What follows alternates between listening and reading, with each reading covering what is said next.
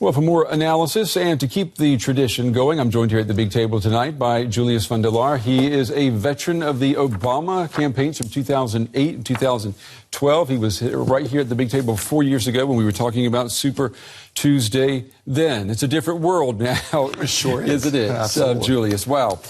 A two-man race for the Democrats. Is that what we're looking at now after Super Tuesday? I think this is pretty much what it boils down to. I mean, a couple of people left the race, obviously Amy Klobuchar, Pete Buttigieg, Tom Steyer have dropped out, all uniting behind Joe Biden, of course. Tom Steyer is still looking whom he's going to throw support behind.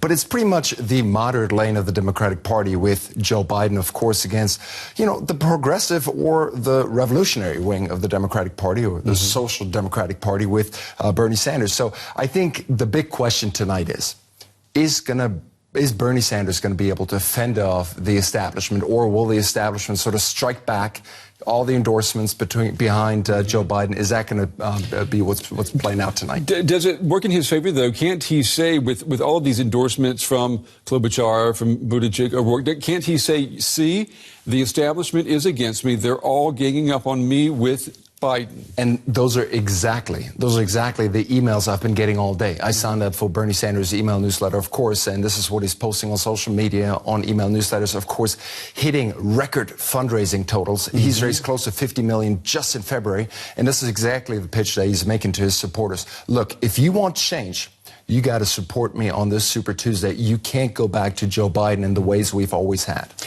want to ask you, as a European, Bernie Sanders qualifies as a social democrat here, but he calls himself a democratic socialist. Right. So he's just switched the words, but it changes the feeling and the tone. Right. Do you think that's been a mistake for him in the United States? Would he be better served to call himself a social democrat?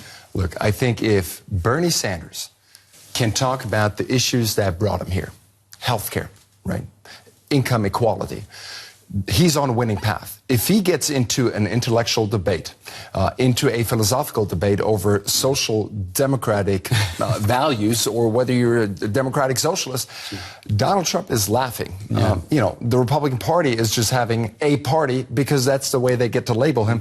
And Joe Biden, I mean, on election night in South Carolina, he says, if the Democrats want a Democrat, they got to vote for a Democrat and not for Bernie Sanders. And so I think Bernie Sanders loses if he talks about those kind of issues. Yeah, that's a good point you bring up. I want you to take a listen to what a voter said today in Texas when they were asked about what type of person should become president. I don't think it's about who can beat Trump. I think it's about if everyone thought through the process from a perspective of who's the best decision for the country, then that person will ultimately win. When we start to paint things in the picture of who's the best person to beat this person, we're not voting for football teams. We're voting for the leader of the free world. So. You vote for the leader of the free world, a voice of reason there. I mean, she's talking about qualifications instead of electability. Right.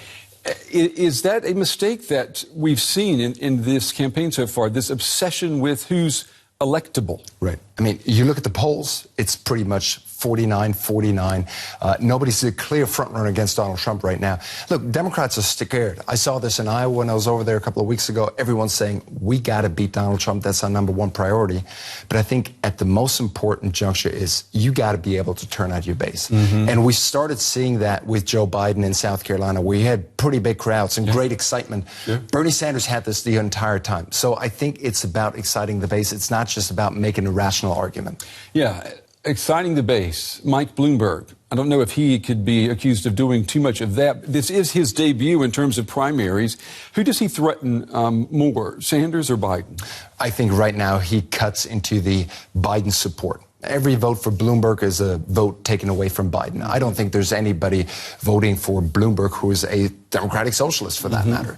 So I think if Bloomberg actually wants to support a moderate version, he should drop out of the race. Now, at the same time, he just spent way too much money. Right. He's made an investment of $600 million. Now, I think he wants to see where that investment. He can afford to just keep going, right? Oh, absolutely. Yeah. And he said he was going to. In fact, He actually paid all of his staff, and there are more than 2,000 people on his payroll already, all the way through November. Wow. But he said, amazing. If I'm dropping out, I'm throwing my support against the guy who's in front.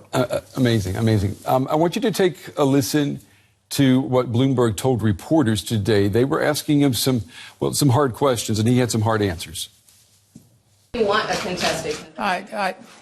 Well, I don't think that I can win any other ways. But contested convention is a democratic process. Look, both of them are honorable Americans, nice human beings, and great people. But they are legislators.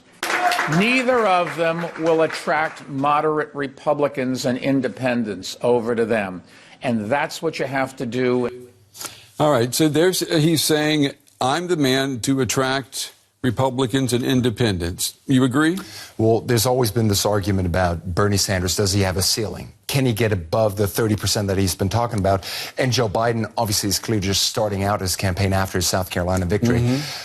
Look, the momentum is clearly on the side of Joe Biden. He's going into Super Tuesday with clear momentum again on his side. Let's see how it plays out. I want to make this one point to your viewers. Yeah. In California, one of the most important states on a Super Tuesday, a lot of people have already voted by mail, right? So this is going to be critical. How did those votes break? Did they already cast their votes the last 2-3 weeks for Bernie Sanders?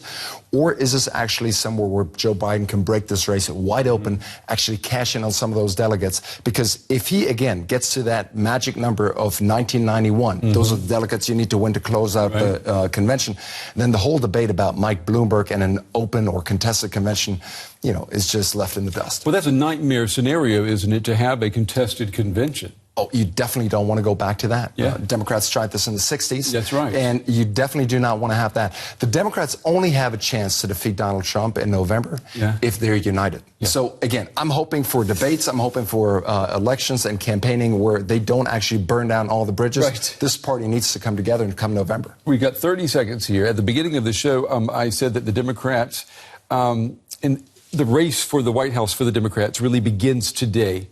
You agree? Oh, absolutely. I think it started a year ago. They need to build up their organization. It's going to be incredibly hard to actually defeat an incumbent president, especially one who's dug in the trenches as hard as Donald Trump has. Okay, and you want to venture a guess on who's going to win Super Tuesday? Again, it comes down to the early vote. I think we'll be able to tell more tomorrow afternoon when we come back with those early vote numbers. All right. Julius van der Laar, as always, Julius, good to have you.